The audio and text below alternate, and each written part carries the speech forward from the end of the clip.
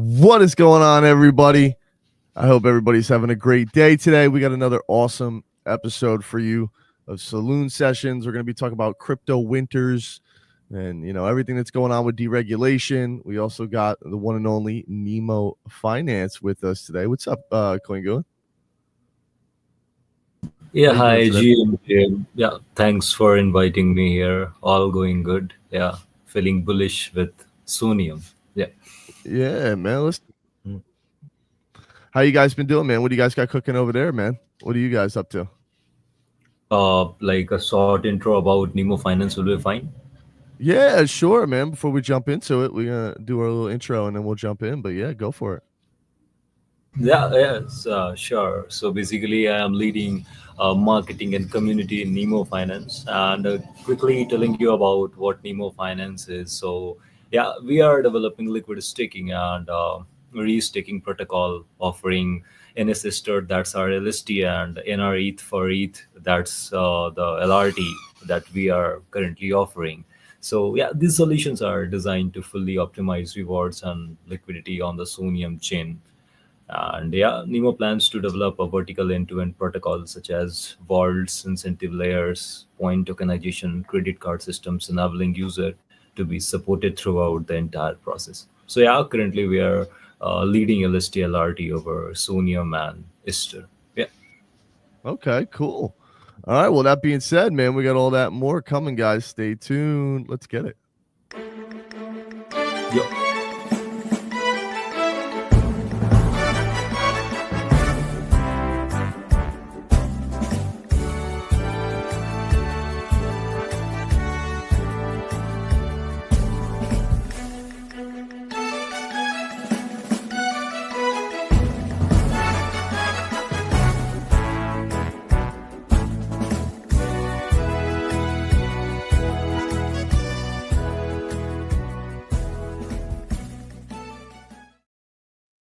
What is going on?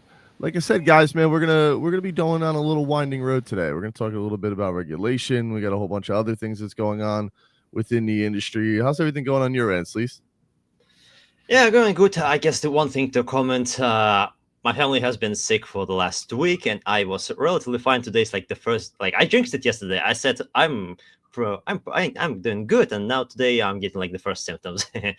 Although I should be good. It's like take some sunlight today, eat a little bit less, hot soup, and I should be good in like a day or two.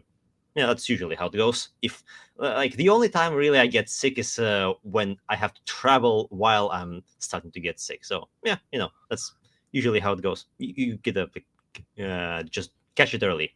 That's all I guess. Yeah, no, it it's happens. really winter, although the winter has passed, but it's crypto winter and it's making me sick, literally. You said everybody's sick in the house? Yeah, so we had a visitor. She brought the disease with her, and yeah. In the disease. You called it a disease. That's funny. It's been a while. I think I got lucky this year, man. I wasn't too sick this year. I haven't, at least so far, knock on wood. I mean, spring, I feel like, I don't know about you. You're in Spain, so it's like always sunny and warm. For me, I feel like it's just starting to get like warm, that spring weather. I guess I mean it's probably different for us than it is for you, but it's getting nice. It's like, you want to go out in the morning now. It's not so cold when you wake up in the morning anymore. So like usually right around that time, I don't know, I only get sick towards the end of the year. Like usually it's at the end of the year and then sometimes right before summer. So I'm like going super hard, eating the vitamins, and I'm like, all right, I'm gonna make it this year without getting sick, hopefully. And like in Spain, it's so winter, it's like 10 degrees considered cold. Usually it's like 14, 15. Mm-hmm. For daytime, that's usually how it is. That's the winter in Spain, so cold. And then well, it's like it's almost equator, not quite equator, but it's almost equator. So it's almost the same temperature all year round. And then in summer it's like 30, right around that. It depends on if you live like in a big city or in a town, especially if you're near the sea. If you're near the sea, it's a bit chillier. Not okay, that makes sense. That makes perfect sense. All right, well, like, I guess you could see that. Like Spain, so that's the coldest it gets out there, like 10 degrees. Not the coldest, but it's like the average for daytime in winter. Sense. What about you, Coingoin? Does it get cold by you? Does it get really? What's it usually like by you? Like I believe that India is having different varieties of temperature and climate throughout the year, but yeah, like it's pretty enjoying. Like if you will be getting any chance to definitely visit to India, we do have a different terrains and climate throughout the year. But regarding the cold, it's something like in India where I am situated. When it's cold, it's like frost. When it's summer, it's like desert. So I actually feel a different sort of countries throughout a year. But yes, I didn't get any sort of cold or cough this year. But yes, recently I joined back gym after some times, and it is quite hurting right now to me. Yeah. Yeah, I know. I can imagine. Listen, man, when you first get back in, it's usually that first week or two is pretty rough. Your body, tends to beat you up. You're a little bit sore, but you'll get over Do, the hump. Go do you ahead. get any snow in India? Yeah, that's a good question. Do you guys get snow? Yeah. We do have snow in some of the states. Like if you might have heard of Kashmir, I don't know, but yeah, some of the states, Sikkim and Kashmir, has snow throughout the year, and that like actually, Kashmir is also known as the paradise of Earth too. So it really Okay. look heavenly. Yeah. Oh It really wow, look heavenly. that's Hmm. really cool. All right, wow. The more you know. Like Well, in Spain, there's so little snow that the one time it snowed, like everything closed down because the cars don't like the drivers don't know how to drive on top of snow. It's too slippery for Right, them, right. and Yeah. It is. like I don't know what it's called, like when you have special tires for snow, so you yeah, don't like, yeah, slip. Yeah, nobody snow has tires and those. stuff. So like everything just closed down because Nobody people couldn't does get that anywhere. though. When I was growing up, see, there was like, so for example, out by me, like New York, New Jersey area, when I was growing up as a kid, and you would get your license, and one of the things they would show you, like in a picture and stuff, like things that you need to know, is they had a type of tire where you put snow tires, right? But then they also showed a picture where people put chains on their tires and stuff. Like there's a chain you can buy that you can put on your tires so you can drive. Nobody ever did. First off, two things. One, nobody ever did that. Two, I don't think anyone ever did that.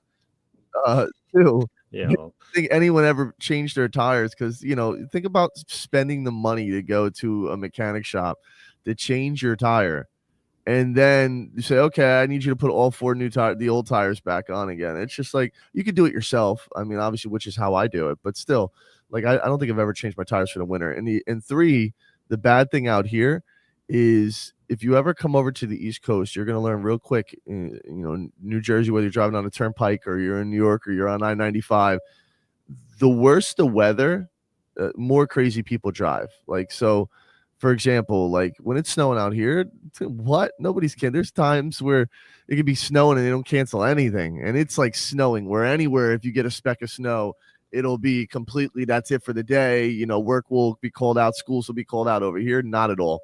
Like, it's people are just driving like mad people through the snow, and it's nutty because sometimes it is dangerous. But you know what? Yeah. I don't know. I guess people just kind of adapted to it.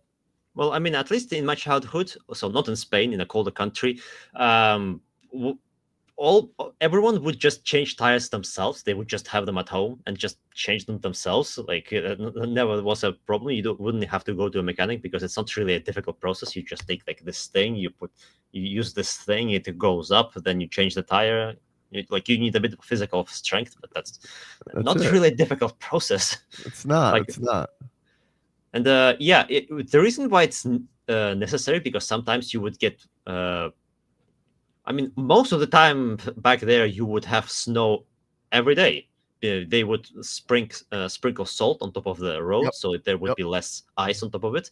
But there will still be some of it, so like it saves a lot of car crashes to actually have those tires on.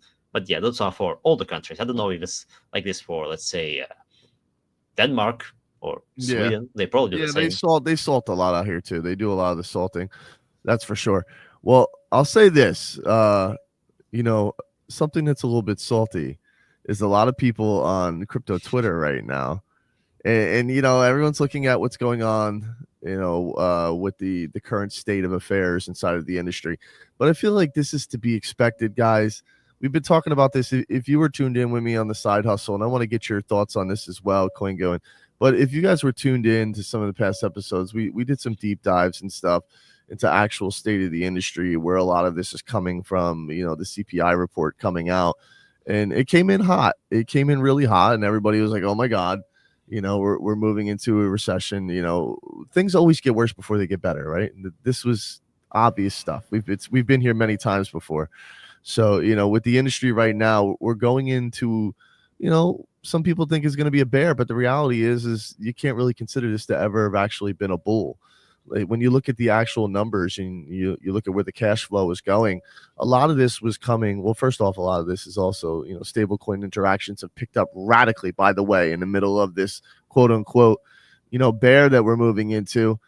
We've seen a tremendous amount of money moving through, and a lot of this is institutional investment, right? So it's hard to categorize, a whole industry as being bear or bull when we're still kind of trying to nail down at times what that actual KPI, that middle point is to track, because you have NFTs, you have so many different sectors, and the reality is one doesn't always affect the other. It used to. Everything used to just follow Bitcoin, right? But the reality is it's not like that anymore. Each cycle is evolving completely. What are your thoughts on that, CoinGo? Do you feel like we're moving into a recession like everybody thinks? That's a great viewpoint what you just mentioned. But yes, I'll definitely mention that it seems to be bearish or something related to like that. I'll again quote this that it seems to be, but this is what the behavior of the market is like. If you will not feel like that, then there will be no actual demand of the product, and everything will not be raising out. But yes, when it comes to let's say a bearish or a certain vertical comes around for DeFi, then of course some different segment like gaming or NFT or some other might be bearish for that. Sometimes X token or X chain might be bearish, then Y or Z chain can be bullish. Like for sometimes Ethereum was going at very low, but yes, Bitcoin was rising high. And now there is some condition change for Bitcoin too. But yes, it seems to be bearish, but it's not actually bearish. This is what market behaves for a long, and it's all about the passage of time. As soon as we'll be growing into this particular time, and as soon as we need to stand it out, the community, the sentiments also get evolved and changes. So yeah, but the best part is that overall development of the crypto market, with passage of time, looking around the different battles into bearish market, the current scenario and the current and the future scenarios for bearish will not be like how it was initiated. So the upcoming bearish will not be that will be somehow looking around the shadow of bullish or something like that. But yes, it's the trend of the market where it shift into the both the verticals. But yeah, end of the day, the results comes around the evolving crypto market and moving everything positive in the direction. So yeah, it's the trend and it's the behavior of crypto market what it is. Yeah. What are your thoughts on this, Sleazy? It's like thinking back to my high school economics classes. They always say that it's a recession, it goes down, then it goes into boom, goes up, and then it goes like in a cycle.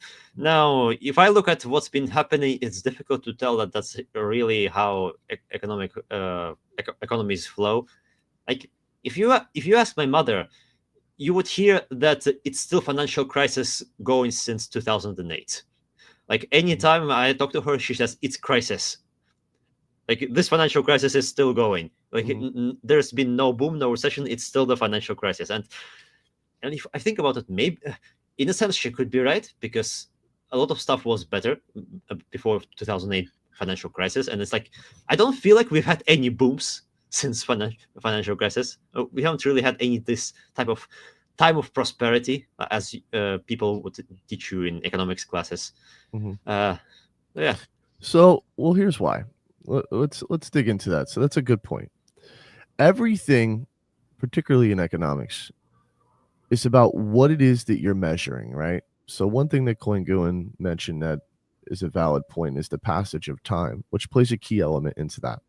You have to take a look at what is your case study? What are you measuring? You know what I mean? Because, for example, measuring economics over a week, or over a month, or over a quarter, over a season, over a year, whatever that might be, is radically different. There's really no set way to measure this, right? We just so happen to measure certain things over a span of a year, especially when you look at the finite lifespan of a human, right? So what are you measuring? Because there's some people that measure things in decades. There's some people that measure things every 20 years. There's like a theory where every 20 years there's a completely new cycle because there's a completely new generation, right? And in that cycle, it goes through movements like you talked about. There's a depression, there's an enlightenment period. Like, for example, if you look at the 60s, this was a period. Well, let's go back. Let's go through the last 80-year cycle. So once World War I happened, right? You guys, I'm a big history guy. So once World War I happened, a lot of people felt a little bit salty about what was going on. Roaring 20s came in. There was a boom for a while. Next thing you know, the Great Depression happened in 1929. Then after the Great Depression ended up happening, we moved into what became another war period. 20 years later, we moved into World War II. After World War II, we moved into what was called the Golden Age, right? The age, basically the 50s. Everything was rocking and booming. 60s came. That was a period of enlightenment, that kind of lasted through the 70s. Next thing you know, the 80s came about, which was just prosperity. It was business, right? I mean, the greatest business tycoons in the history of the human race. In fact, there is a stagnation, stagflation part of it. Yeah, say it again. Aren't you skipping over stagflation during the? Yeah. There's a part of that. That was all part of time. Yeah, but we're getting there. That's a part of that. But the reality is the 80s were, I mean, honestly, outside anywhere in human history, the 80s were the biggest boom for business in modern history, right? Like the more corporations, the Googles, every single corporation that you know of today, people were building success. And you can look at it. It's where Trump built his empire. It's where any big business tycoon, mostly all around the world, in almost any countries, a lot of the boomers and those that were known for building wealth, that happened in the 80s. And then obviously the 90s were a period where everything was what's considered in the black, meaning, there was no deficit, anything like that. And then, 2000 came, the Iraq war, all that other stuff came, which affects the world. The turning, China's economy started to evolve. Imports and exports evolved. Now, the reason why I set this precedent, I wanted to kind of set the ground for this, is because crypto is very unique. What makes it very unique is the fact that there's many different things going on at once, right? There's many different things going on at once. Once again, in the very beginning, for those that remember, for example, when I jumped in 14, there were a lot of people that didn't really care. Like when Ethereum's light paper was going around, they were like, okay, this is going to be interesting. We'll see what happens. But people were still very much like Bitcoin maxis. Obviously, you had the Doge guys and stuff like that. The bobsled thing came out a year before that. And that was a big deal. Like people were still processing that, right? Like the money, it was still, the value of it wasn't really up there yet, but we were getting there. So when Ethereum and all these other launched, and then 17 came around and ICOs and everybody started launching things, everything's still very much full of Bitcoin because that's what people understood. But then Bitcoin started to carve, even with ordinals coming about. You can kind of see this in real time if you pay attention. That's still true now. It's still true now. It's still true now. Everything is starting to carve out its own way, right? And it's interesting because like you said, you have the NFT cult guys, you have the guys that are in gaming. And it used to be where gaming, like for example, the gaming sector, as far as GameFi, is very connected to the NFTs because, very connected to the tokens. But even that, in a way, is pulling away from everything. It has its own sector. The SocialFi, everything is starting to go in its own bubble, which is what tends to happen, right? In any type of capitalistic environment. So the unique thing about this is you can't really measure DeFi in terms of, let's say, a week or days, or, sometimes you have to look at it over a larger span. Sometimes you have to look at it over a shorter span. And this is where a lot of people are looking at what's going to be the cycle next year. There's too many variables. That's the thing about this industry, because the lack of regulation, which, obviously is a big topic for today, which is now coming in with the Genius Act and MiCA over in Europe. These are big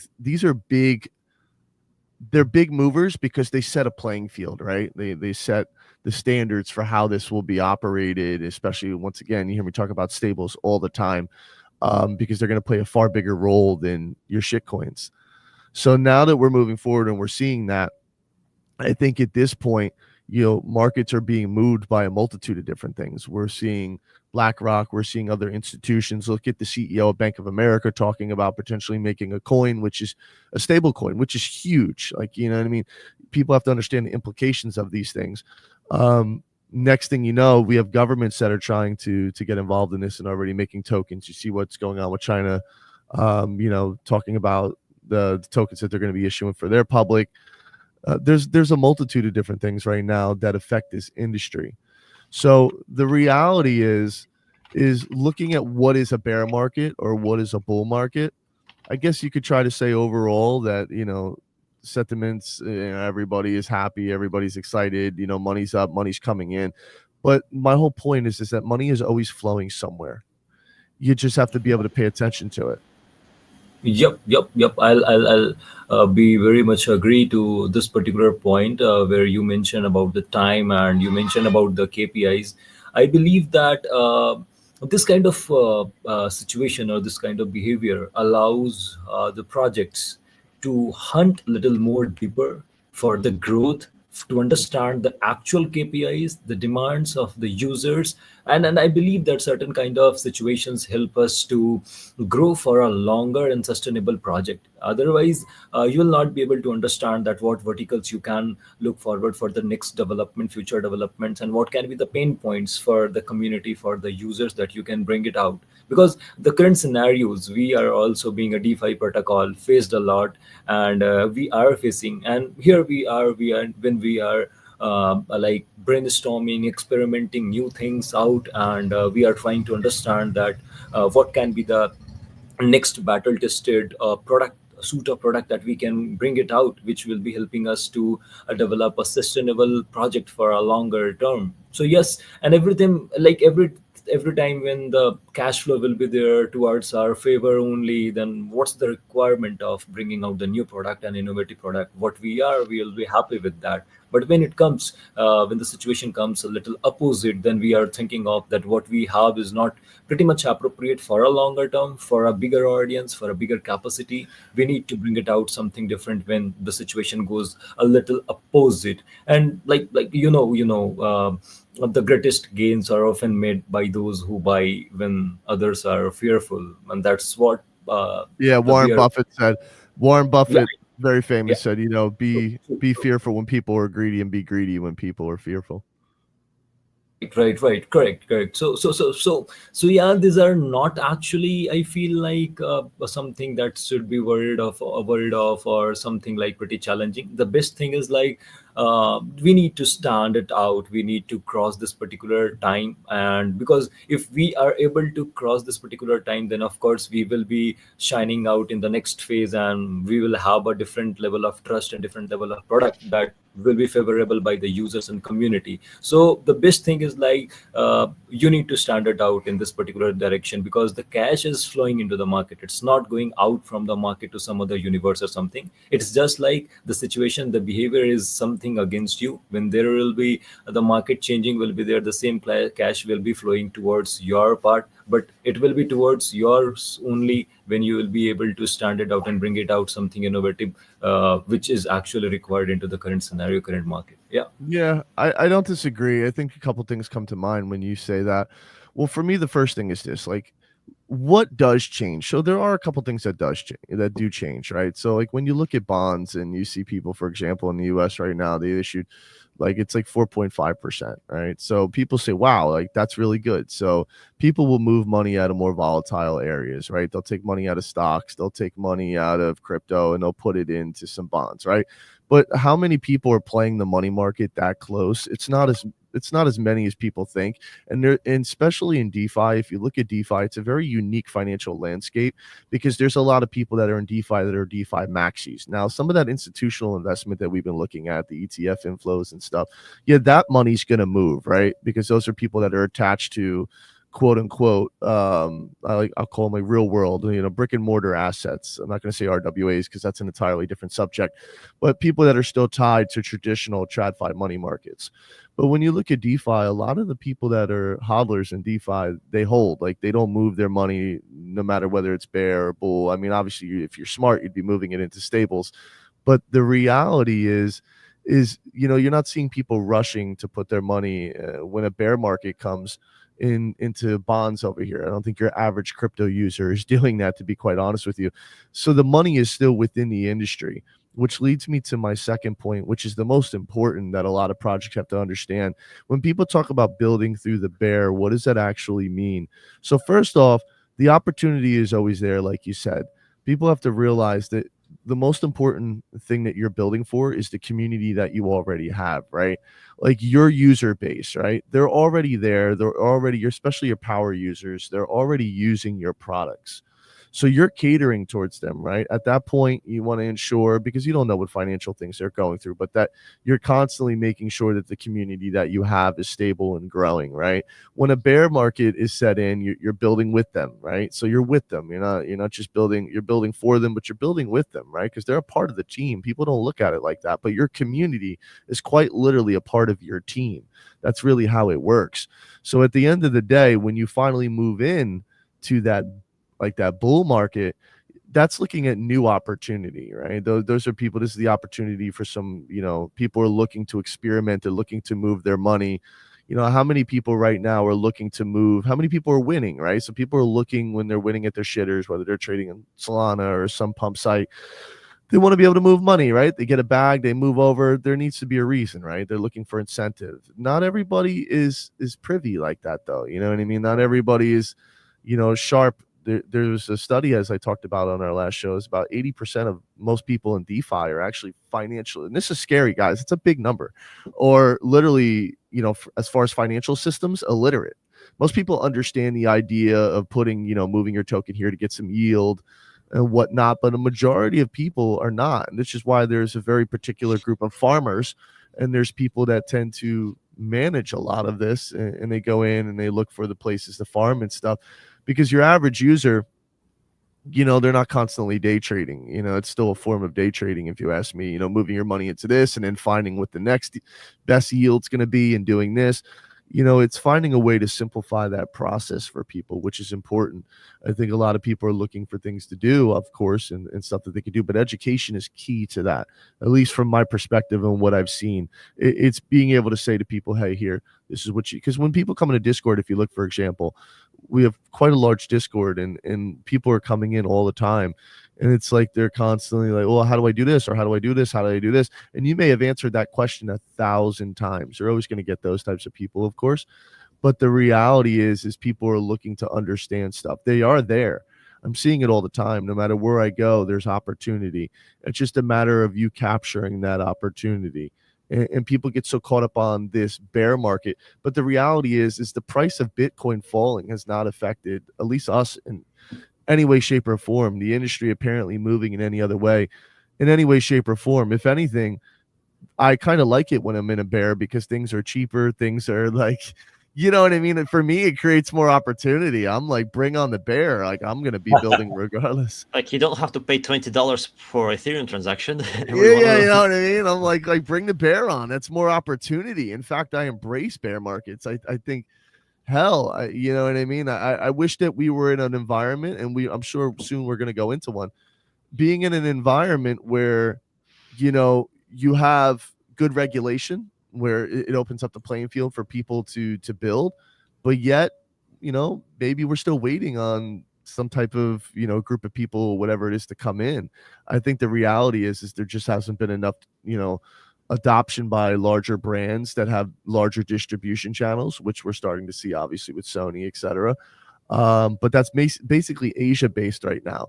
And the one thing I'll end before I pass this to you is, don't get me wrong, like right now there's a lot of money moving through APAC region, especially with VC investment, but they're very different. Once again, we can talk about that a little bit later, but how Asia VCs and how Western VCs operate are radically, even European VCs are radically different, right? The Western side, as far as the US, tends to throw money at shit. Like, you know what I mean? They're just like, forget it, throw the money at it. and it works, just to be quite honest, because that's just the nature of humanity. People are greedy, people want to see opportunity.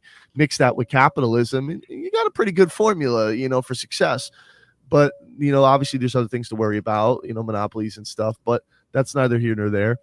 My whole point of saying that is that when you look at the Asian market and you look at the Western market, that plays a big role in the state of crypto as well. Over there, they have their own way of operating.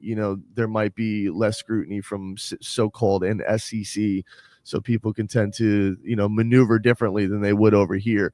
But you have to understand, and this is for better or for worse, once again, once major companies out here, movie companies, once these major companies start getting involved with large IPs and stuff like that, it's game over. Right now, like we're seeing Sony get involved, but they're getting involved with a lot of, Japanese-based projects that are famous in Japan, probably just as famous as Bruno Mars out here.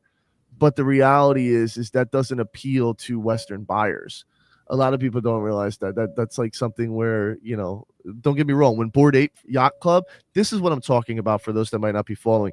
When Bored Ape Yacht Club first hit and it blew up, you had Post Malone, you had that was the golden era of NFTs, like huge movie stars and Kevin Hart, like everyone, you name it, owned like major NFTs, like Yuga Labs was on top. Like it was a thing, right? It was the next thing. That it brought heavy hitters. When those heavy hitters, they bring eyes. They bring a movement with them. So when that's not there, unfortunately, the biggest thing that comes out of the West is media. You know what I mean? It's entertainment, it's stuff like that, as well as finance and stuff. But the reality is that's not there anymore.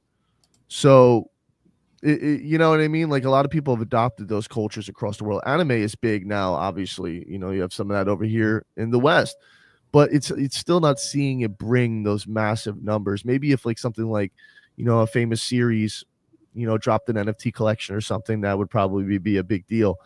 But my whole point of saying this is you could see how these markets tend to move in a very unique way, and paying attention to what these regulations are going to do. This is where corporations are going to see whether it's a viable option or whether it even makes sense for them to jump in on this. Speaking of what Sonium is doing, yesterday they posted a teaser. There's like a little thread going like this, white thread on green background. I think it was a teaser for today's announcement that Sonium is going to be partnering with Line app. I don't know what kind of partnership, but yeah, they're going to be bringing Line on board. Line, for those who don't know, it's a popular social media type of app in Asia. It's in Japan specifically. In Japan, it's like the biggest thing. It's like what Facebook used to be over in the West. At least back in my high school, like everyone was on Facebook, and a little bit migrating to Instagram at the time, but like everything was on Facebook. Right now, it's mostly those who haven't left Facebook. Honestly, here's another thing that I think is, well, first let me answer this from CryptoNet. Do I think US will follow the MiCA model? There's a chance. I think the US, listen, the US, they tend to do, once again, believe it or not, I'm pretty well traveled. I lived in the UK for many years. I went to high school there as well. So like I'm unbiased in this, really. I'm a libertarian, so I tend to, obviously I love my country. I love what it represents and the idea of it. And, just like crypto, I think it represents opportunity and freedom. But with the Genius Act and everything that's going on there, I think they're going to tend to have their own way to do it. They'll be similar for sure. There'll definitely be some similarities, but I think there's going to be some key differences just because the narrative and the mentality right now of the U.S. is to build back in the U.S. They're having a very particular way that they want to do things. People are doing business. They wanted to do it here. And listen, this is to each their own. Once again, there's just no bad blood in this. It's just business is business. I could shake hands with anybody and be screwed over in a business deal, but the reality is it's like shame on me. Like, you know what I mean? I don't tend to blame other people for problems. I think you got to take accountability. But the problem with the crypto industry too, which I want to get CoinGoo and I want to get you guys your feedback on, is people don't do business the same in this industry as standard business. And that's a problem. People really haven't taken the time to learn from the web. I hate saying this word, but the Web 2 traditional models. And the reality is what works. So for example, Nintendo, if you'll take a business for example like that, been crushing it, destroying Microsoft, Sony for many many years. I mean, Nintendo has crushed it, and they might not have had some of the crazy wild titles that some of the other projects have had. Like you're not going to see, what was the big project recently? I forgot the name of it. There was the graphics. It won an award and everything. It was a massive game. I forgot the name of it, but it was like Elon played it in Elder Ring. So when Elden Ring came out, you're not going to really see Elden Ring on, like, let's say initially launching on like a Nintendo platform or something like that, right? Nintendo's vibe is different, but they understood business, right? If they appealed only to the Asia market, it would have been different, right? But when they first introduced the Game Boy, like if you ever watched, there's a Tetris movie, right? I love this movie.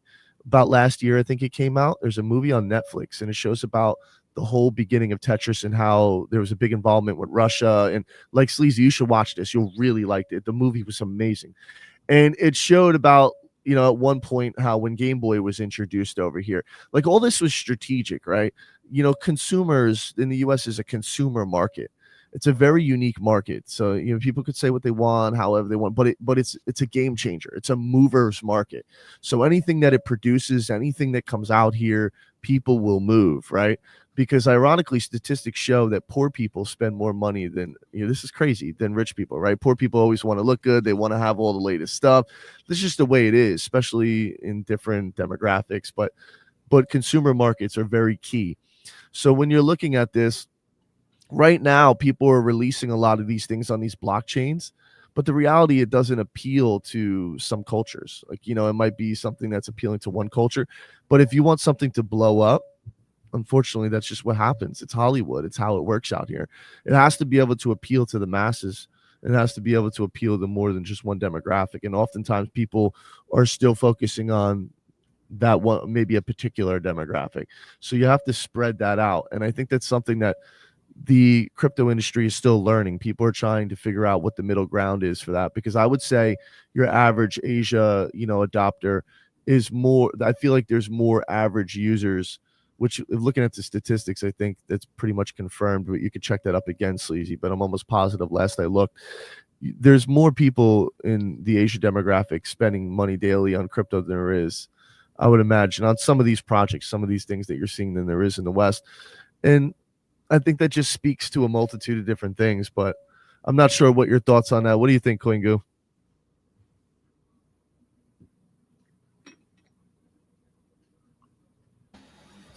Okay. Again, it's a very insightful question. The thing is, like, the nature of business and basically unique dynamics of consumer market.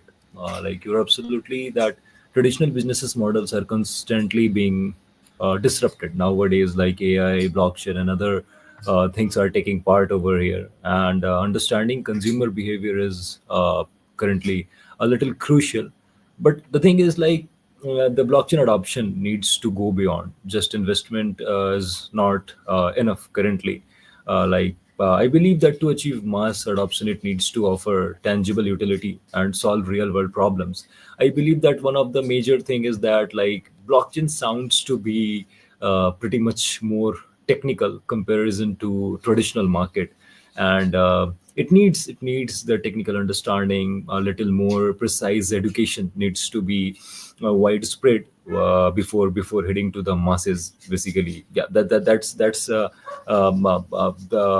like when the consumer could have the understanding, they can more or less be comfortable with adoption of this particular blockchain market. The thing is, like, the different adoption patterns across different regions. As you mentioned, in some parts of Asia, crypto is often viewed primarily as an investment opportunity or something like that. But yeah, believing user-centric design and building practical applications, because the current market, the traditional market, is more towards the users' practical utility of the product, basically. And when we will be able to provide a more practical suite of products to the users. They will be, and with the right understanding of education. As I mentioned, that blockchain needs to be understood well. It's not like traditional business and something which can be understood in a go or in a while or through a ad or through a something campaign or a poster. It cannot be understood well.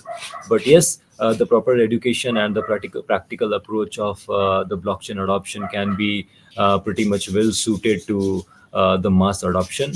And yes, in Asian market, it's quite more like visible in comparison to some other markets. But yes, different demographics like require different level of understanding and time to adopt this crypto market, and that's the future, and will be able to integrate with AI into the near future, and it will be mass adopted as soon as the education of blockchain and crypto will be adopted by mass. Yeah. Yeah, it's the cost of acquisition too. People don't understand. Like people look at these fancy terms and they read it from a book, but what do they actually mean? I feel like a lot of people in crypto still just they they say things just to sound good, right? I feel like very few people that I speak with actually seem to really truly understand what they're talking about. That's what scares me. Like when you look at the COA of users, even in gaming, like for example, India, shout out to Baccarat GG and other companies that reached out with in the past. And if you're building a gaming sector, it's different. Like acquiring gaming users is massively different than acquiring buyers for your e-commerce product or for whatever it is that you're selling, right? If you're selling a physical product that you have to think about shipping, all that stuff, you're looking at who has the money, where are the buyers at, right? And that's the thing. How many people can afford to spend, $10 as opposed to, $2,000, whatever that might be. And that all plays a part as well. Like acquiring US users and Western users is significantly more expensive because getting their attention is significantly harder as well at times. And for example, like I have good friends of mine that live in Bangladesh, and awesome people, incredible engineers, like, one particular game developer who I'm really, really close with, is definitely one of my best friends. And, he has bank tellers out there, as he said, that make $250 a month. Like, you know what I mean? So it's like, those markets are a little bit different because people are always constantly looking for the opportunity to make a come up, anything to break out. Difference between third world, second world, and first world countries are strong. And that is entirely different when you're trying to market to a particular demographic, and it's understanding where that traffic is. Like people don't look at things in terms of that. Like for example, if you are a particular product and you're looking to target, let's say I'm a DEX in this case, so it's a better topic for you guys since Neemo's a DEX. If I'm a DEX, right, how am I going to appeal? Okay, I know I want to appeal to DeFi users. First principle thinking, I want crypto holders. One, okay, great. Now that I have crypto holders, now you have to sort through those. You have the farmers, you have those that are just casual users, you have those that are power users.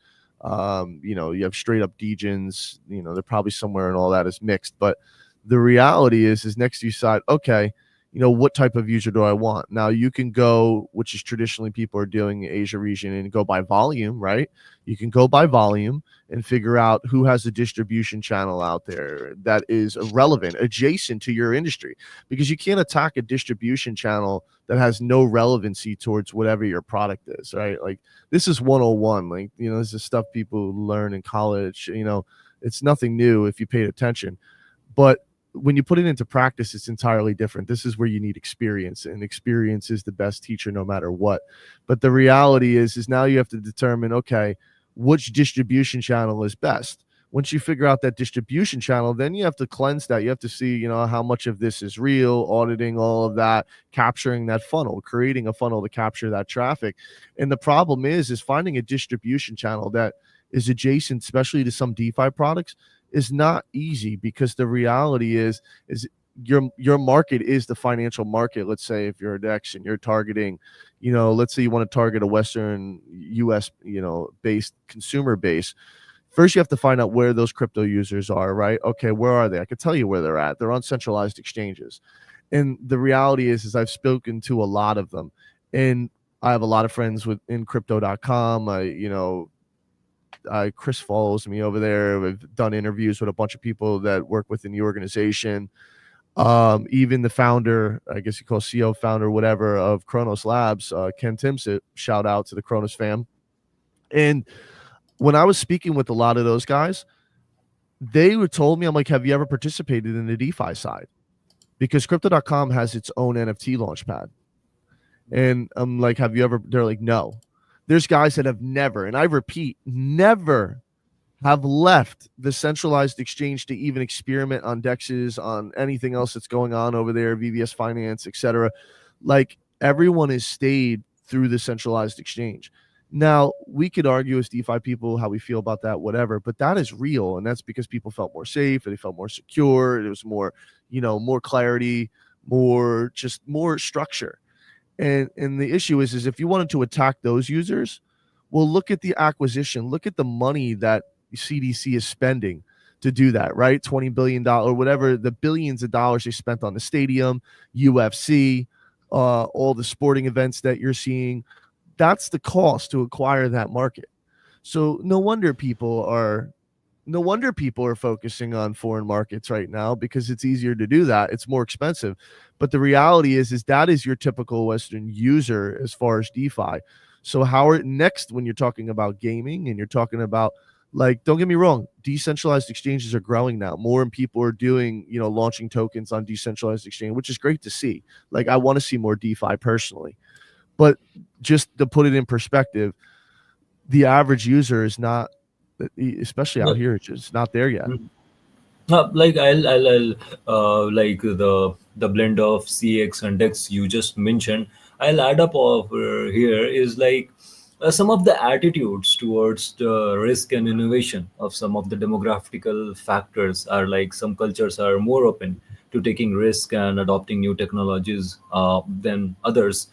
Similarly, sometimes it matters the government policies like regulations can either encourage or discourage the crypto adoption. Like you can observe the countries with clear and favorable regulations may see higher adoption, while those with strict bans or unclear policies may hinder it. So a hindrance in community and the users for crypto market also go high or less from this particular factors too. Other than that, like sometimes it's the demographic factor includes the age also. Like sometimes the more new technologies are adopted by the newer generation, the Gen Z's, because this gaming and all sort of stuffs are more prevalent in those kind of generation. Other than that, like one of the major thing which comes with crypto and blockchain is like I believe that as I mentioned, but the technological infrastructure and literacy, I believe that more towards going digital, more towards digitalization of the culture into the adoption of higher areas with widespread internet access and smartphones or desktop or similar equipments usage, that can support the crypto adoption throughout. So those demographics which don't have high technological infrastructure and a sense of culture towards digitalization can hinder the demographics of this particular crypto users and all. Yeah. No, you're right. Well, there's two things to touch on there. And Sleazy, I want to get your feedback on this as well. So first thing to answer crypto nads. So Sony, Muse, Startail, and Astro to reach the West seems like a natural fit for Eastern market. Yeah, but here's the thing. And once again, guys, this isn't, it's business. It's not favoritism. It's not nepotism. People have to just understand culture radically affects things as well, right? So like this idea in crypto, we're all unified under one idea, one vision, one flag, but there still is, at the end of the day, there's adoption things that you have to focus on. Like there's still little barriers to entry. There's still, it could be as small as someone makes a joke that somebody else wouldn't understand. Like there's a bunch of those little things, which is the beautiful thing about Web3 is, as we like to term it, is it does bring people together from all over the world. And that's actually my favorite part about it, because when you start to actually have conversations, that's how you break down barriers and stuff like that. But the thing about Sonium is right now, like I said, do I think that that's a natural fit? Yes, I think it can be. It depends on what IP Sony brings on. Like if they're bringing on the Spider-Man and the Venom stuff, if they're bringing on the stuff that appeals to cultures worldwide, that's different. Right now, a lot of the things that I see that's going on, like we'll be hosting the AMA with Sonova next week, and They have a Japanese group which is quite popular out there who's going to be launching an NFT collection. Like, that's cool, but that doesn't appeal to a lot of people, let's say, outside of that, right? That's a very niche thing. So, and it starts small, right? I imagine their idea is, let's start small and then scale from there. Let's see what's working, capture a audience first, and then before you expand that audience. So I imagine they're trying to capture their own demographic before they focus on capturing a larger demographic, which would be a wise decision. Do I think that, to be quite honest with you, before Sonium, I haven't really heard of Startail. And to be really real with you, you know, I've heard the goings of A Star, but I never was in the trenches of it. So the reality is that's a niche too, or a niche, pardon me. And the reality is at the end of the day, some people will have heard of things, some people won't. But capturing those other markets, there's very particular ways that you have to go about that. So if Sony starts to bring in those IPs, yes, that's the game changer I'm talking about. So like, if you were to ask me what's a needle mover, like what is the actual game changer? Well, first things first, we have to say this. Web3, DeFi, whatever you want to call it, will grow, honestly, when DeFi people stop getting in the way. That is the problem. DeFi people and Web3 people and users and blockchain users, they're in the way. Founders too are in the way of its own growth. And you're probably like, what? Yeah, they are. And the reason why is because they make everything, you know, super techie. It's overcomplicated. It's super Silicon Valley VC. This is the next great thing. What Steve Jobs did really well is he simplified things. He made it. When you saw those early Apple ads with just black and white with colors behind a screen or something, he made it a culture. He made it cool to want to have an iPod. He made it cool. It was like you were a part of something, right? Like it represented, the brand had life. It made you like, it was like, holy shit, this is cool. And then when the iPhone came around, it wasn't that it was just a computer and a phone. It was a cult. Like people stood out lines, slept outside to get an iPhone. And you know, at the end of the day, the thing with Web3 is we get so caught up in the next buzzword technology. We get so caught up in, you know, techie things that nobody cares about, because founders just want to raise money. They want to make money. They want to exit, and that's that. But there really isn't no product market fit. Like, you have to stop looking at things in terms of blockchain and Web3. It's no different than cloud technology. I don't care that it's blockchain. I don't care. Nobody does. Like, wake up call. No one cares that you are a blockchain technology. What they care about is what you do. Honestly, it doesn't always have to be even innovative. Problems come in different shapes and forms and sizes. Like, there's a lot of people out there right now that just want to be entertained. So if you have an entertainment product, look at gaming discords. How is it, and this is crazy, and I'll tell you how is it that a majority of you could go online, type in gaming Discord in Google, and you'll find a Discord with 50,000, 100,000 real people that are in there. The voice channels are filled with 30, 40 people. And this is everywhere with gaming. This is typical. And they're not one gaming. They're for any gaming, right? How come there's almost no DeFi projects that can touch that? And I mean chains, protocols, because it's different, right? And they don't have a product, right? Let's talk about it. They don't have a product. They don't have a problem. They do have a problem they're solving, but we'll get to that. They don't have any particular thing. It's a place for people to go. So why are they doing better than a project that just got funded $2 million and it's like going through the chain? You know why? Because they're not focusing on all these little things, that they're in a bubble. No one understands what's going on there. If you build a community for whatever that is, you know, maybe some people just want to get together and do game nights, and you make that your thing. Then when you start presenting a product that has something to do with that, well, then there's value there, right? There's ways to monetize that. But the reality is, for example, AI agents.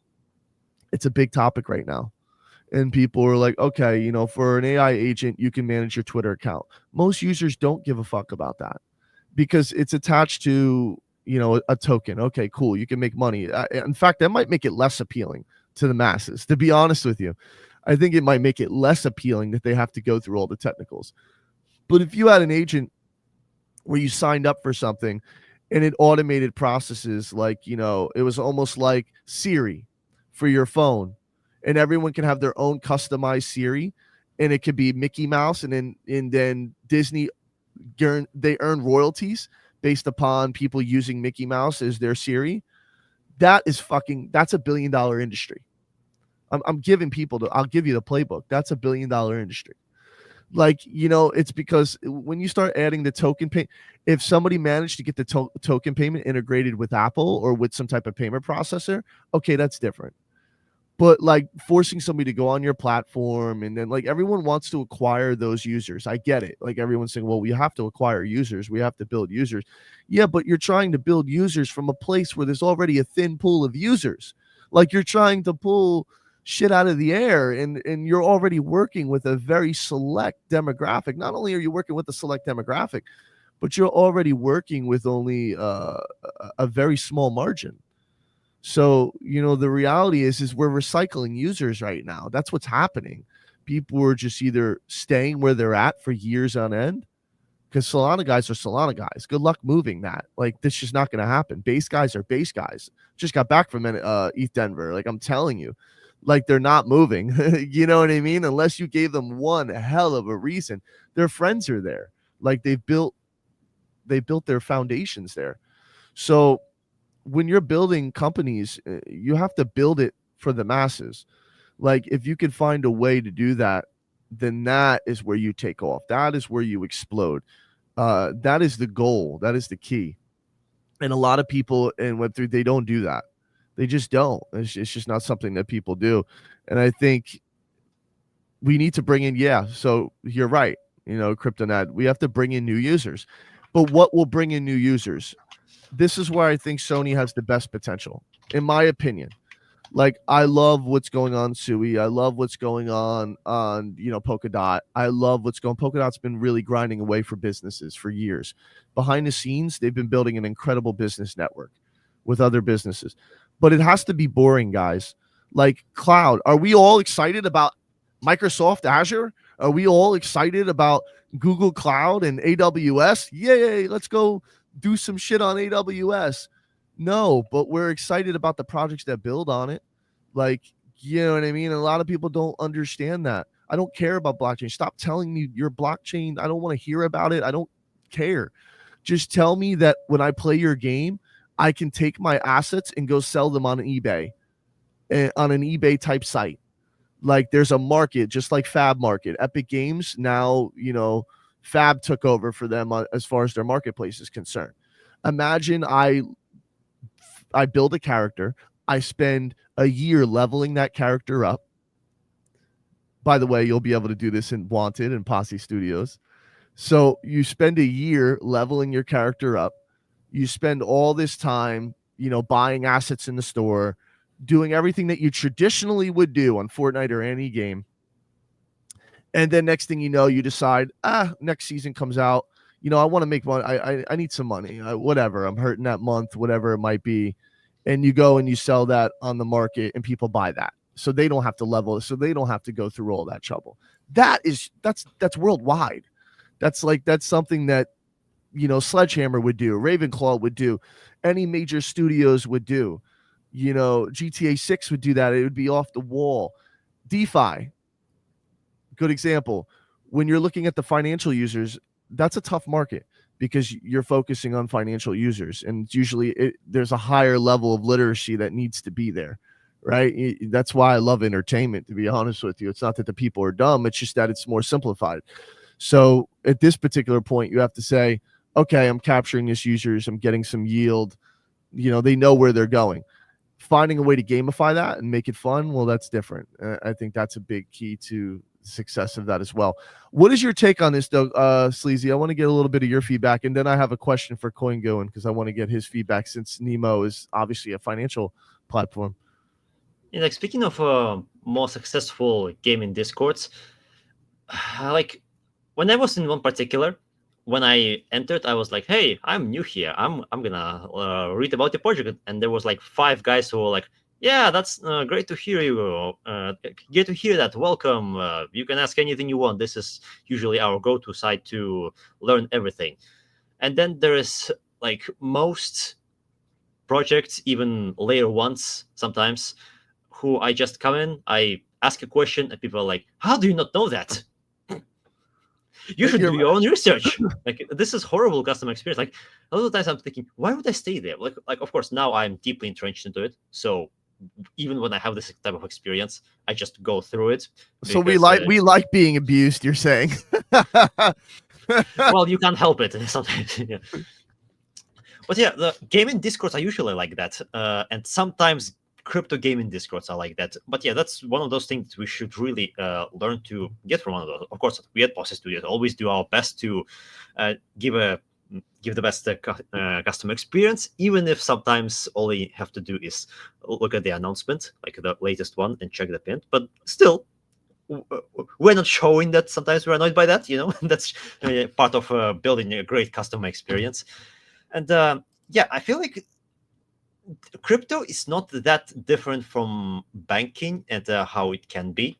Exactly. Because think about this one. Most people don't know how banking works. I don't know anything about how banking works. I don't know how ATM works. That doesn't mean I cannot use their services. I only have to put the card in. I click a few buttons and it gives me the cash. Like, that's the level that we should. Yes, that's the level that we should strive for to have in crypto. That, like, when people don't know how to operate with ATM, they go to the cash register and then they ask for it. I think that can be replaced by one. There are actually crypto boutiques, at least Bitcoin boutiques in Spain, like in many different cities and sometimes in towns. There's at least one where people can come and ask a question, how to do something, and a lot of it can actually. So if you all older people now have a WhatsApp essentially, and they can all ask questions through WhatsApp. Like, that's why a lot of businesses are actually moving to WhatsApp to have a bot that can answer any questions at once. I think people in crypto industry and the near future can move to Discord or something that's gonna replace Discord in the future, because no one platform lives forever. Think about it this way: people who were born during the financial crisis, they are about to become 18 years old next year. That's crazy. Because it's gonna be That's 2026. It's crazy. 18 years old next year. When I hear this shit, bro, I'm like, oh my God. Like, I never thought I would be the older. Like, when I was 16, I couldn't imagine being 18. When I was 18, I couldn't imagine being 21. When I was 21, I couldn't imagine being 25 or 28. And then I just turned 35, and I'm like, what the fuck? I'm like, time is like, and don't get me wrong, like, I'm happy. I'm in the best shape of my life physically. I feel like same thing I did when I was young, but it's nutty, man. Demographics they change faster than people realize, man. Yeah, think about it this way, actually. 2008 financial crisis happened because of a certain bubble by the banks. I was reading about it. It was a real estate bubble. It was a real estate bubble. Yeah, so it's something to do with loans. Like, everyone kept taking on loans, and it just grew. And like, it's not unlike what's happening in crypto. It is. It's very similar. Yeah, and it's funny also how when we talk about who moves forward, who gets ahead in terms of who adopts crypto faster, it only takes one presidential election to determine it, because at least in the US it's every 4 years. But even the president couldn't do nothing. Remember, Trump, the daddy of crypto, came in, and it was great for a little bit, but now it's like, okay, it's the reality setting in. Like, even if he made the laws and opened it wide open, which is going to happen, like as it opens more and more people are going to come in, and I mean founders are going to come in, more people that are going to come in to get money, and they're going to capture more markets and stuff like that. Go ahead, because I have a very particular thing I want to say. You remember how Elon Musk started going hard at Doge even before he bought Twitter? Doge went up and down depending on what he tweeted. I remember especially when, like, you load Twitter, he increased the load time by like half a second and made Doge symbol pop in front of you before Twitter loaded. Yeah, that was kind of funny, and that moved it a lot. And I feel like now that Elon is in a close relationship with Trump, that's what we should expect for the next 4 years. Because this thing where Trump said we might potentially buy Bitcoin, XRP, Solana, ADA, and something else. And now it didn't happen. It feels a lot like what Elon was doing all this time. So, So here's the thing. So first, I'll mention it briefly because I want to make a point with this. So the housing market. So the housing market ended up crashing, right? Like people were buying into like, housing ETFs and all types of stuff, right? But people weren't paying attention to it. There's movies about this. People weren't paying attention to what was actually going on in the housing market and the value of these places and things like that. And the bubble grew bigger and bigger and bigger, and it just collapsed, right? And the housing market crashed. And we learned from that, right? Or at least we were supposed to learn from that. The interesting thing about millennials, our generation, is that we've gone through like more recessions than any other generation, more than any other generation. So the reality of we've been through a shit ton of what was considered mini recessions. But here's the problem, and I want to be very clear. This is like, if you should read the Blue Ocean Strategy, anybody that's out there, it's a great book called the Blue Ocean Strategy. I highly recommend it. So look, we have about almost 200 people across all platforms right now streaming, right? And if I start talking about banking, you made a point. I want to make this point as well. You were talking about this earlier. You don't understand banking. If I was to begin to teach you about centralized banking, all of you guys right now, all of you guys out there watching right now live, if I jump into teaching you about centralized banking, which I have no problem doing, 90% of people right now they're gonna fall asleep within the next 5 minutes and they're gonna leave. You think there's a limited group of people that technically care about how that works, that care about how, when you go to a bank, do you ask your fucking bank how the transfer works, what's going on with it behind the scenes? No, you just want to transfer your money from point A to point B. like, I didn't know what SWIFT was until Russia built their own system. Exactly. And now everybody, what people don't realize, Blue Lotion. No. He said he thought I said the Blue Lotion. Well, listen, that's the late night show. We can't talk. That's the late night show. So the reality is if I start talking about banking, and this is what crypto people do, follow me. They like to talk about the tech and how, like, and this is tech. This is a fault of all tech guys.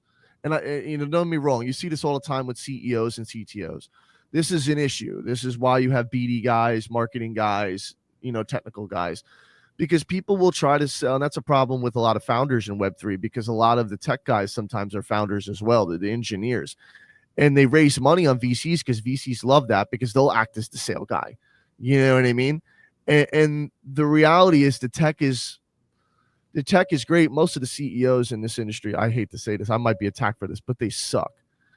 And there's nobody that pulls away like a Steve Jobs. There's nobody that makes me like want to tune in and just die what this guy's going to say. Like, I want to hear every word Elon's going to do, whether you like him or not, because it's entertaining.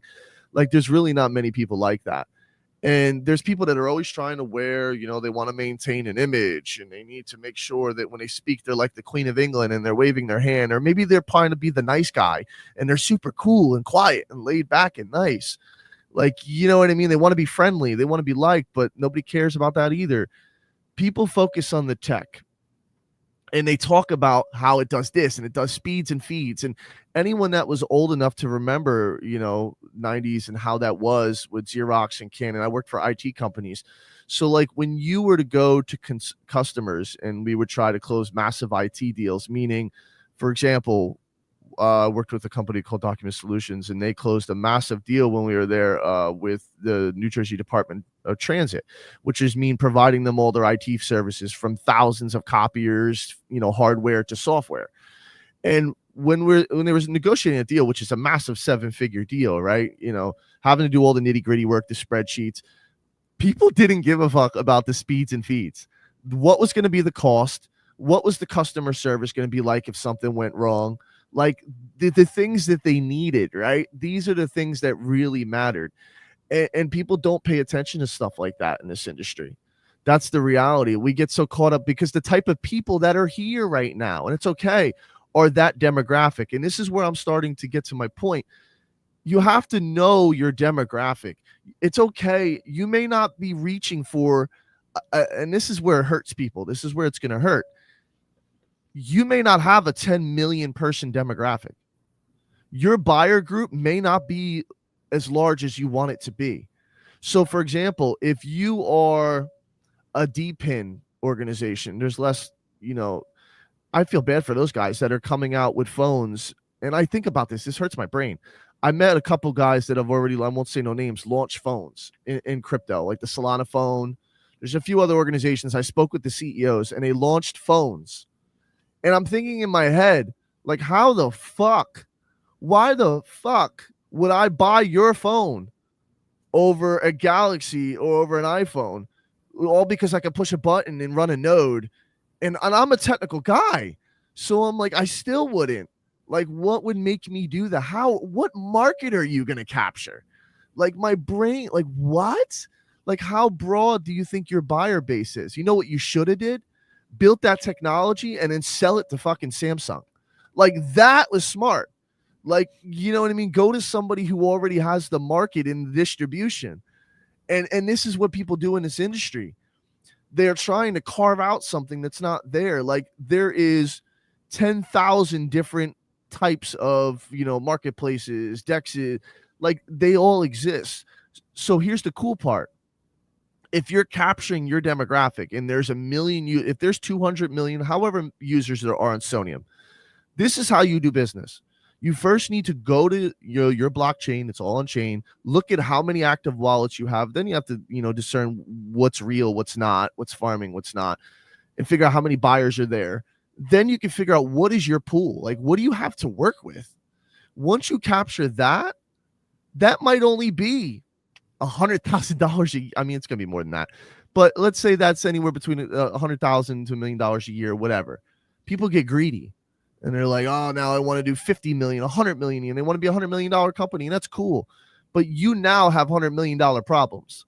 You have to figure out how to capture these markets. You have to, this is like where you see the rookies. You really can tell who knows business and who doesn't. And the reality is it takes time. The guys that really know what they're doing, they're not talking about it. They're not bragging about it. They're just doing the work every day because they know what they're doing. And you have to be able to understand that. Maybe you're not capturing a big market. That's okay as long as you say that.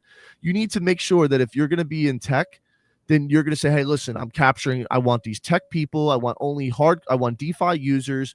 Okay, that's fine. And that's good. There's nothing wrong with that. Just know that you're going to get a select group of people. So it all depends on what you're catering a business to. This is why games and SocialFi and everyone that's saying, hey, we're a social platform and a gaming platform, and you're chasing DeFi use, you're trying to chase mainstream users, but you're saying in order to use your product, you need to use all of this shit as well. Then they're like, what the fuck is this? I don't want to do this. This isn't what I'm used to. You have to abstract all that. And everyone says, well, we did abstract that, and you have a wallet now. And wallets are not widely adopted yet. Even MetaMask, fuck any other thing. Let's look at MetaMask, the most widely adopted wallet, right? So if you look at MetaMask or something like that, how many users did they have? Now you have to look at your distribution. So look at how many users MetaMask has and what type of users they are a majority of. Where do they live? Where are they from? Okay, now that you know that, now what? So now you know that's your market. Is if someone's downloading, where are they? Are they on Super Bowl commercials? Are they doing this? No, centralized exchanges. I told you this. That's who's doing it. Your average user is going on Binance or going on CDC, and those gates are they're kept. A lot of people thought CDC was going to come and save the day for Kronos when it started going under. Nope. You know what I mean? The reality is the centralized exchanges, they're a whole different movement. They're banks. That's what they are. They're the only people in the industry that is regulated to operate in the way that they do, which is why they've been winning through bear markets, through whatever is happening. Nobody gives a fuck. Coinbase, when somebody slaps a suit at them or something, they're like, yeah, whatever. That's where the majority of users are right now. So if you're building an entertainment company, you have to figure out a way to integrate. How many people are using DeFi, like actual hardcore DeFi users? And if they are DeFi, what type of users are they? You know what I mean? They're not going to be your average user. Now, if you have an email, one thing that we focus on, you sign in with your email, and that's already abstracted, and that's attached to your account, no different than when you log into a game and there's points system at the top. Well, that's different. A lot of people are saying they're doing that, but they're not, because you could tell. So CoinGoon. This is what I want to. Go ahead. So you mean that centralized banking isn't when you have like a storefront, a giant vault in the back, one person standing next to it, like with this like giant key to open it, waiting for robbers to come in and snatch it. And when they open it, there's like money bags all neatly aligned with the dollar sign on top of it. That's No, you mean that's fun not fact.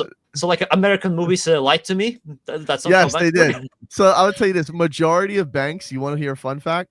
They have a particular amount. I have a lot of friends who work in banking. They have a particular amount of how much cash they actually can and will hold on hand on an actual bank. There's some banks that don't even have fucking vaults. But the reality is when you go and if you try to rob a bank, there's almost no money. You're gonna get more money out of the teller, out of the fucking tellers than you will sometimes. As there's not like a massive safe. With very few banks carry that type of money on hand. Like most banking, fractional reserve banking, which I don't want to get into this because like it'll bore people. But how fractional, we'll do maybe something for the techie guys that want to know. But how that works is, and it's a crime if you ask me. There was a law that eventually the short version passed that allowed banks to, essentially issue loans on more money than they have to back it up. So that's why they use your money and they lend your money out. But there came a point in time where banks got the green light to lend more than they had on hand. And that's basically promissory That's the saying bank run. that's and then what happened in 1929? Exactly. A bank run happened and everything collapsed. That's for another time. That being said, so CoinGoin, I really want to get your thoughts on this. So being, and I want you to really think about this, being like, a DeFi project, being a DEX, like, building on Sony, like, you have a particular audience there. You guys are looking to capture a market. Like, how do you feel about this in terms of capturing these users? How do you find, ways to figure out how to capture your user base and know who the type of users are that's going to be good for you guys, and even expanding? Or are you guys just saying, hey, we know we have this demographic to work with and we're okay with that? Like, what's your approach to all this?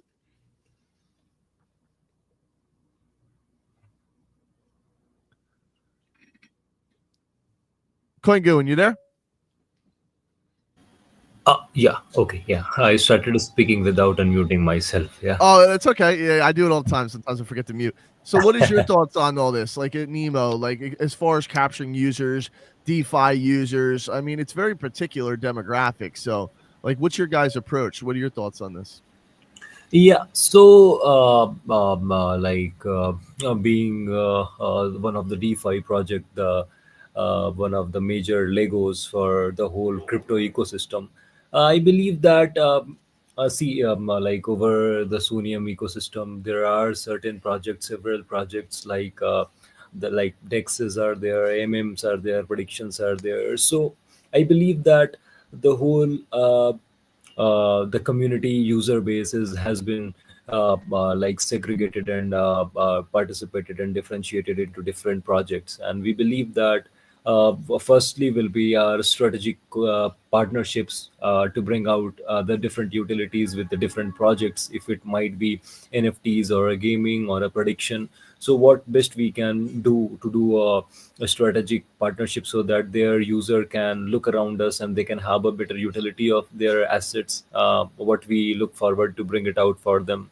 That can be one of the first thing, and understanding the community demographics, what we try to let them understand the basic fundamentals of how we work and how we can leverage out their assets and everything, and different internal strategies that we can let them understand so that they can have a better option to maximize their rewards and they can get out the best yields and other things out there. Similarly, when we talk about, like, recently we did a partnership with EtherFi for issuing the LRTs. Now, what we are trying to do that those ecosystem users, what we have, we can provide them the best strategy so that they can utilize their assets, and that should be mostly automated so that they should not have a proper like hurdle in utilizing their assets. So this way we can what we are looking forward to, launch one of the vault with EtherFi, so that the user can have a better option into the ecosystem when they are prevailing in an ecosystem. They are managing their assets, so they should not be facing a lots of trouble out there. By simplifying UX and UI, we are trying to let them understand how better they can understand and they can utilize their assets on any of the basically DeFi protocol. What all the DeFi protocols are trying to simplify the use cases for the users, and they are trying to understand the pain points of the users and how users are looking forward to maximize their yield, whether it can be an incentivized layer or the integration of AI or any other things. We are trying to like move ahead with the different verticals so that leverage out the assets so that we can maximize the yield and other related stuffs for the user, so that user can manage and user can stake their assets to to maximize their rewards and gains out of there. So yeah, by simplifying UX and strategizing partnerships, and other than that, educating the community throughout so that they can understand the best output and the utility of their assets that they are staking into the chain or the protocols they are engaged to over ecosystem. Yeah. Interesting. So what is your guys' goal Mhm. in this particular instance? Do you guys see yourself someday as being a Uniswap, as high, is that your goal? Do you guys want to be something as large as something huge like Sushi, Uni is? Well, let's start there. Where is your guys' goal? Where do you see yourself as a company in 5 years? Like, are you looking to capture a broader market, or are you looking to swim within the market you have and maintain? Yes, definitely. Not like Shusi or Uniswap, but like as we are a leading liquid staking over Sonium, so we aim to bring it out something like Lido on Ethereum. What they are doing, they are capitalizing the maximum market of Ethereum, and uh, yes, we are aiming to achieve something like that only, to maximize the output for the user. And basically, what Nemo plans to develop is vertical end-to-end protocol, like majorly like a vault or incentive layer or point tokenization.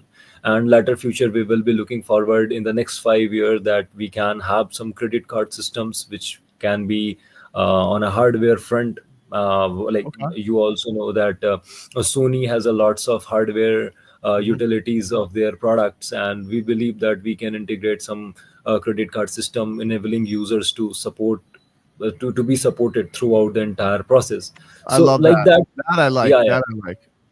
Yeah. So as of now, like we have started and we are trying to understand the market, understand the Sonium ecosystem, and we are trying to leverage out the users as incentives, yields, points, and other related stuffs. But yes, in the next 5 years, we are looking forward to come across the hardware integration with the Sonium product, Sony product itself, whether it can be a credit card or it might be some other suite of products that can be more handy to the users. So basically, yeah, in the next 5 years we'll be moving from software to hardware too. Yeah.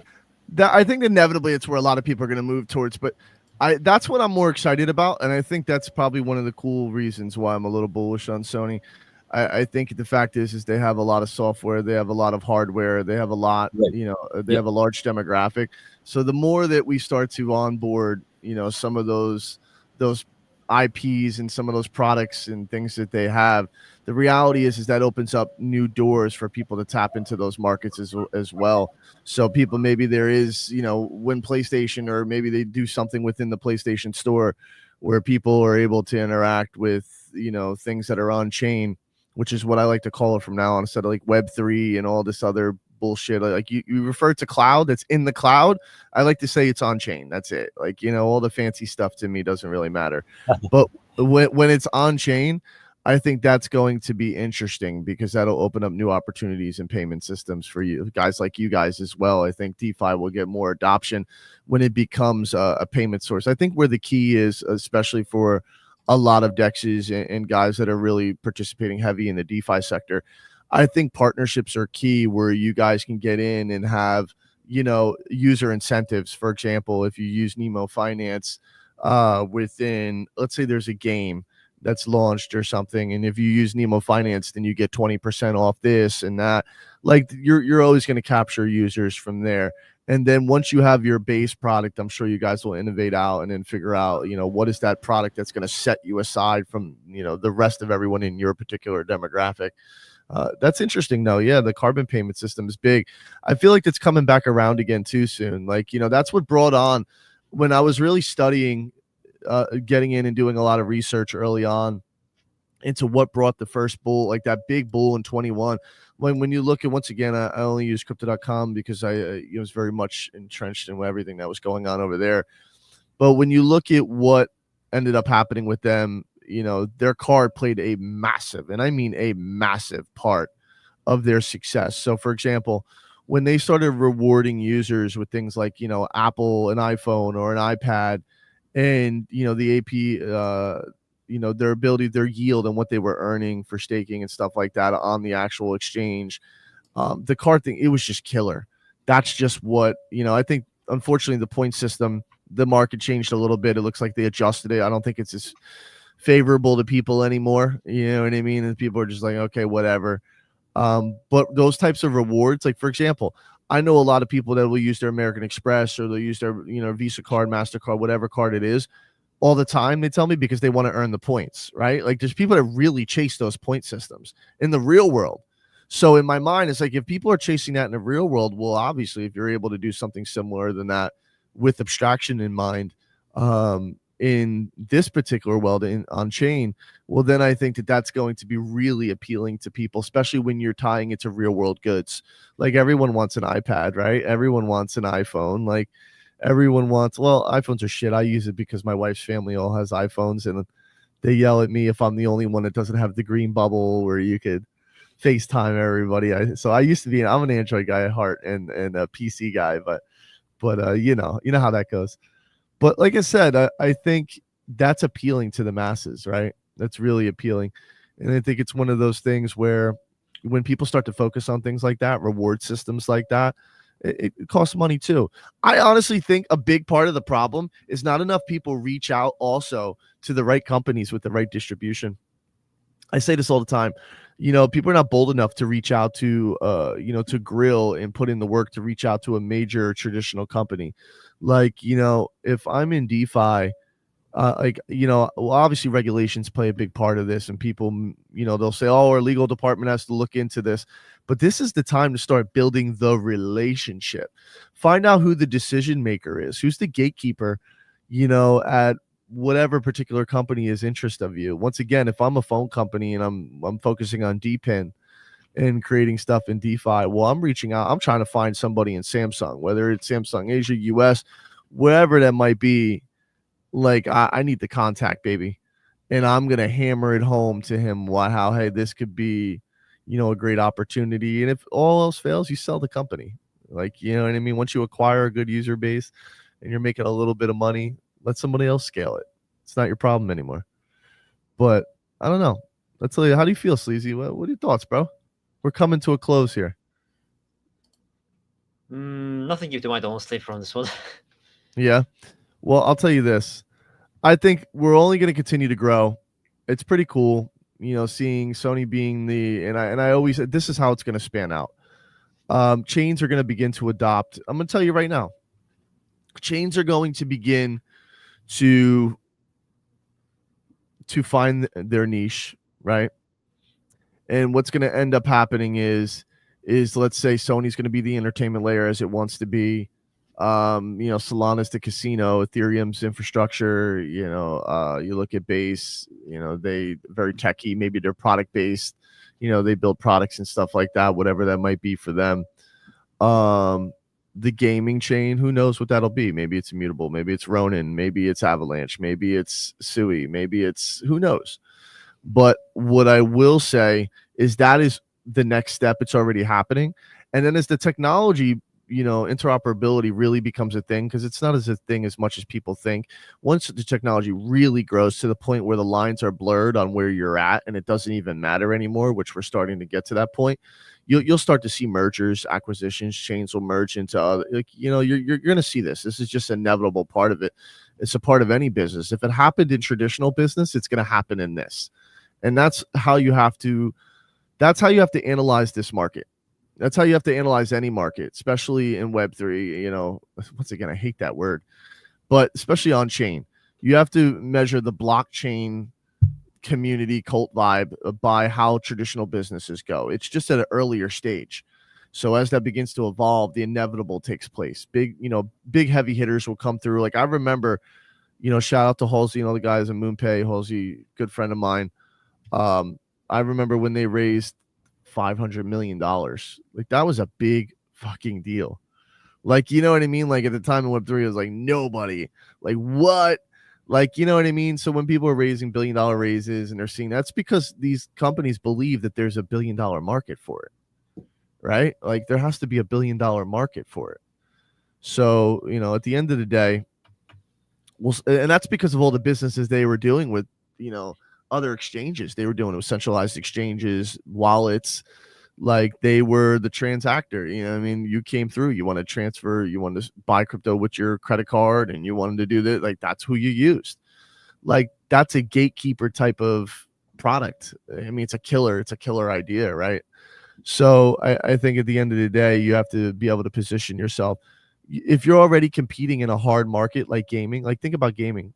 Like people, I'd say this all the time. It's difficult in the beginning because already we're competing with, imagine Sony and Microsoft and Nintendo and all these other major studios that are building on behalf of them, let alone with funded budgets, let alone build. I mean, indie has leveled the playing field. You just need to find a cult user base, which I'll get to in a minute.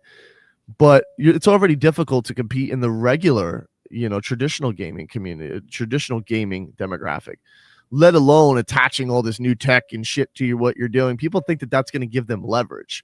They think that that's a leg up. It's really not. It's not. You're actually better off building a traditional game, acquiring a user base, and then saying, hey, these are features that this has, which is technically the approach that we're taking. We're focusing on just building a core product suite. We want to be the Epic Games of Web3. We have our AI engine, we have a marketplace, we have our gaming ecosystem. That's how we're doing at Posse. Like it takes years. It might take 10 years, it may take 15 years. There's companies that have been around for a long time, and that's usually how it goes. When the smoke clears, who's going to be left standing? Sometimes the name of the game is just to wait out everybody else.